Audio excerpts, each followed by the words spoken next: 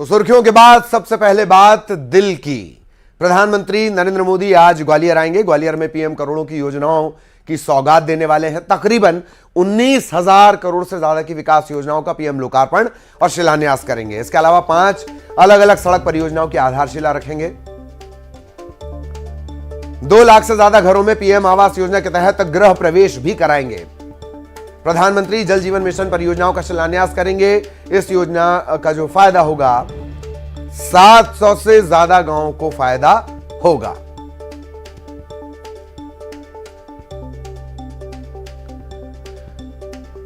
तो देश के दिल में मोदी, आज प्रधानमंत्री का दौरा। लगातार मध्य प्रदेश में प्रधानमंत्री के दौरे और अब ग्वालियर वो पहुंच रहे हैं।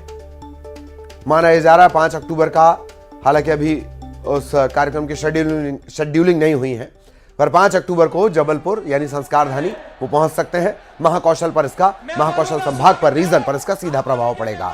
आज ग्वालियर चंबल अंचल की, और इससे ठीक पहले एक तरफ सीधी तस्वीरें आप देख रहे हैं, चित्तौड़गढ़ की तस्वीरें हैं, राजस्थान के चित्तौड़गढ़ की, जहां पहुंचे हुए हैं प्रधानमंत्री मोदी। राजस्थान चुनाव के मुहाने पर लगातार चुनावी चर्चाएं और एक नया परिवर्तन जो आप देख रहे हैं, बाकायदा आजकल प्रधानमंत्री एक खुली जीप में सवार होकर अभिवादन स्वीकार करते हुए पहुंचते हैं सभा स्थल तक। यही हमने मध्य प्रदेश में भी देखा और राजस्थान में भी यही। माना यह जा रहा है कि राजस्थान में भी कमोबेश वही फार्मूला टिकट वितरण का जो मध्य प्रदेश छत्तीसगढ़ में अपनाए जाने की बात कही जा रही है, सांसदों को टिकट दिए जाने का। तो राजस्थान के चित्तौड़गढ़ में आज, चित्तौड़गढ़ संभाग में आज प्रधानमंत्री का दौरा। ये दौरे इस तरह से निर्धारित होते हैं, इस तरह से डिसाइडेड होते हैं कि दूर दूर तक इसका असर रहे, न सिर्फ संभाग बल्कि उस संभाग से सटी हुई सीटों पर भी।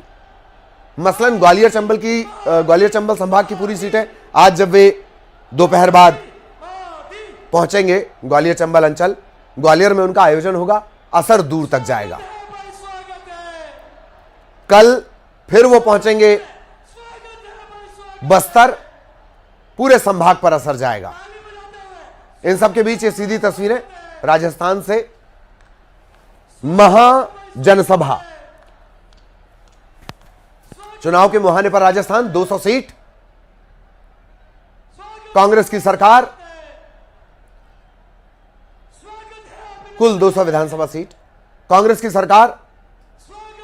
तो यहां पहुंचे हुए हैं इस वक्त प्रधानमंत्री मोदी चित्तौड़गढ़ संभाग में। सौगातों का सिलसिला, राजस्थान से भी वो सौगात देंगे, मध्य प्रदेश पहुंचेंगे, यहां से भी सौगात देंगे। और दोपहर बाद, इस राजस्थान दौरे के ठीक बाद उनका मध्य प्रदेश का दौरा रहेगा। इन सबसे पहले, इन सबके बीच चुनावी व्यस्तता उनकी लगातार बनी हुई है।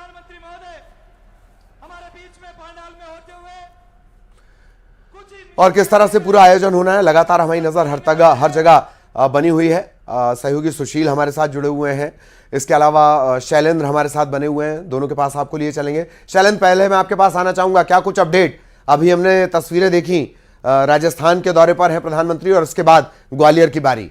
शैलेंद्र।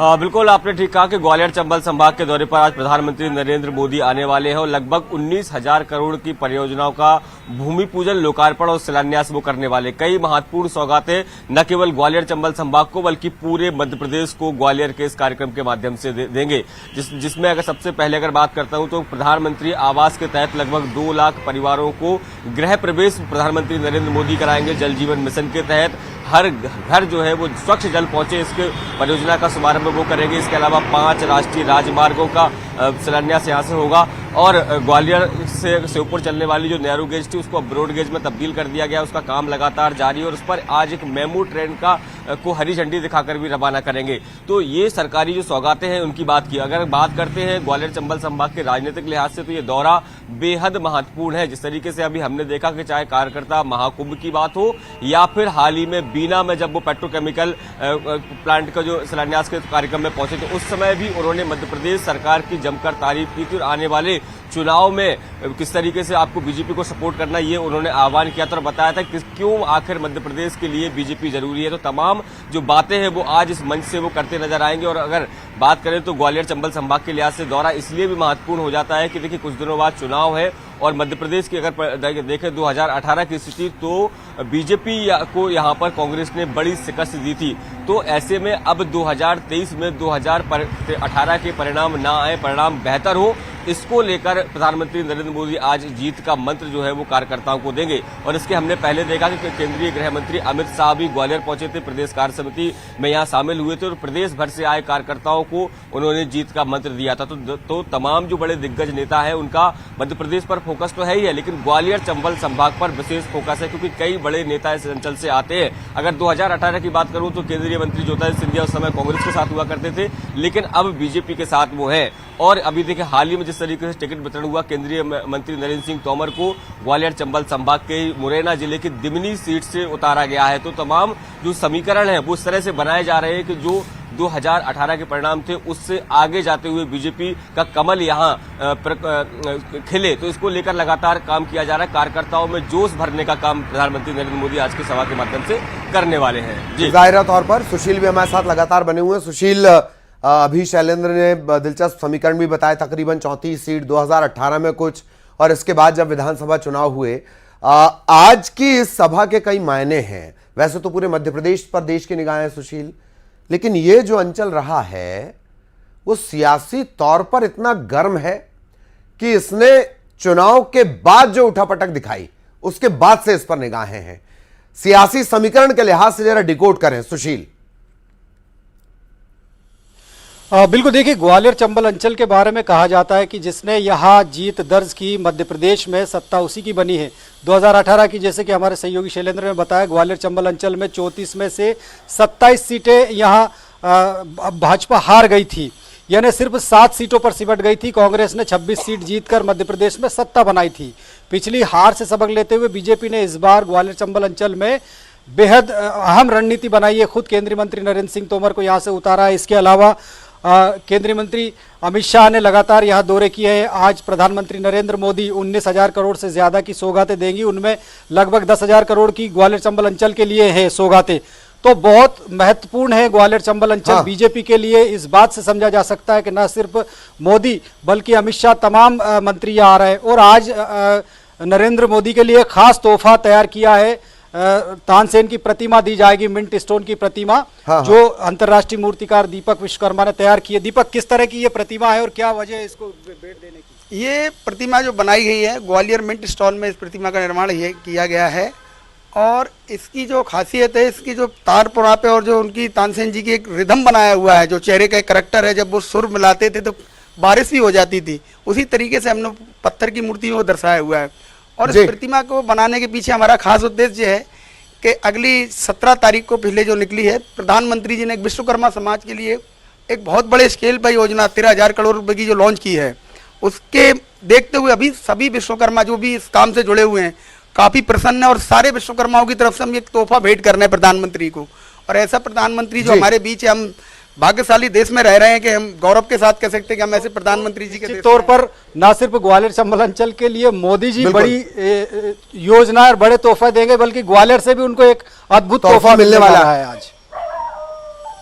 बिल्कुल, ये आप आगे इस रिपोर्ट को भेजेगा सुशील, ये रिपोर्ट भी हम आगे दिखाएंगे। बहुत बहुत धन्यवाद आप दोनों का। इन सब के बीच एक अखबार की दिलचस्प हेडलाइन जो नजर आई थी ग्वालियर चंबल को लेकर, वो मैं बाद में आपको बताऊंगा।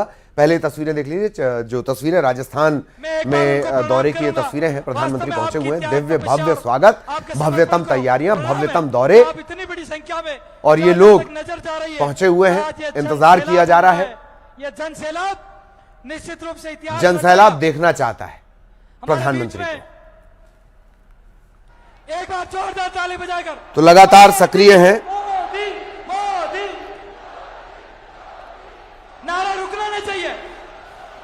मोदी मोदी आदरणीय प्रधानमंत्री जी राजस्थान की सियासत का वैसे अपना एक रंग है, पर राजस्थान की सियासत ने ये नारा भी पिछले चुनाव में लोगों को सुनवाया है। इस मेवाड़ की तरह पर आदरणीय प्रधानमंत्री जी का हृदय के अंतरतल गहराई से आपका बहुत बहुत अभिनंदन है। एक बार मैं कहूंगा स्वागत है, अभिनंदन है। और अगली खबर का रुख करेंगे। सीएम शिवराज सिंह चौहान जनता के बीच भावुक हो गए। सीहोर में कार्यक्रम में वो पहुंचे हुए थे और सीएम ने कहा कि जब मैं चला जाऊंगा तब बहुत याद आऊंगा। सीएम शिवराज सिंह चौहान जिले के लाड़कुई में मुख्यमंत्री चरण पादुका योजना के तहत तेंदुपत्ता संग्राहकों के लाभार्थियों से चर्चा कर रहे थे। चर्चा के दौरान उन्होंने कहा कि ऐसा भैया मिलेगा नहीं, जब मैं चला जाऊंगा तब तुम्हें याद आऊंगा।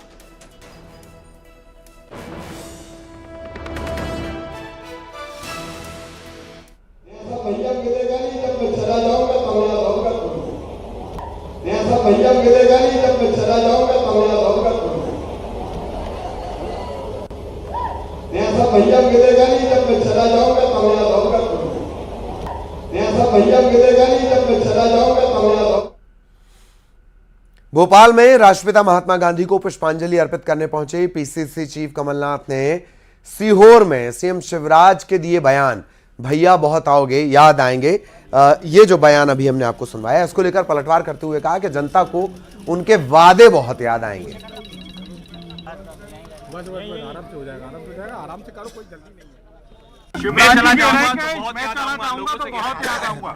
बहुत याद आएंगे। उनकी झूठ, उनकी घोषणाएं से लोग उन्हें बहुत याद करेंगे। बहुत याद आएंगे। उनकी झूठ, उनकी घोषणाएं से लोग उन्हें बहुत याद करेंगे। इधर चुनाव लड़ने को लेकर खेल मंत्री यशोधरा राजे ने पहली बार अपनी बात लोगों के सामने रखी। यशोधरा राजे ने कहा कि उन्हें 4 बार कोविड हुआ है। अब मैं 21 साल की तो हूं नहीं। कोविड के बाद से वो दौरे नहीं कर पा रही हैं। 4 दफे कोरोना किसी को हो जाए और मैं 21 की उम्र की नहीं हूं, और आप लोग अनुमान कई अनुमान लगा रहे हो, पर आपने देखा नहीं कि चिट्ठी मैंने कब बनाई। चिट्ठी मैंने अगस्त में बनाई थी। वो दूसरी बात है कि आप लोगों के बीच में सर्कुलेट नहीं हूं। मैं कंट्रोवर्सी नहीं बनाना चाहती क्योंकि बहुत अच्छा माहौल है हमारी भारतीय जनता पार्टी के लिए, पर कई चीजें होती हैं नैतिकता पे। अगर आज मैं चौथे कोरोना के बाद दौरे नहीं कर पा रही हूं, तो नैतिक आधार पे मैंने वो चिट्ठी लिखी थी मेरे अध्यक्ष को। Thank you. साथ देगा तो आप आगे भी चुनाव के लिए वापस आएंगे क्या, या मुझे नहीं लगता। Thank you.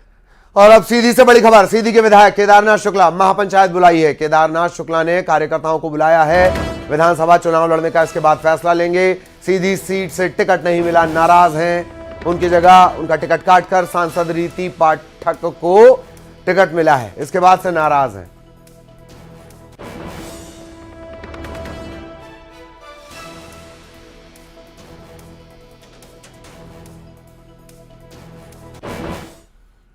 और रोमांचक नजारे की बात करेंगे। सिवनी के पेंच टाइगर रिजर्व में पर्यटकों का रोमांच चरम पर पहुंच गया। पेंच टाइगर रिजर्व के खवासा बफर जोन की बात करेंगे। सफारी के दौरान पर्यटकों को बाघ के शिकार का एक वीडियो देखने को मिला। मुंह में शिकार दबाए बाघ पर्यटकों के सामने से जंगल में चला गया। पर्यटकों ने इस नजारे को अपने कैमरे में कैद कर लिया। और इसी के साथ इस बुलेटिन में इतना ही। खबरें जारी रहेंगी।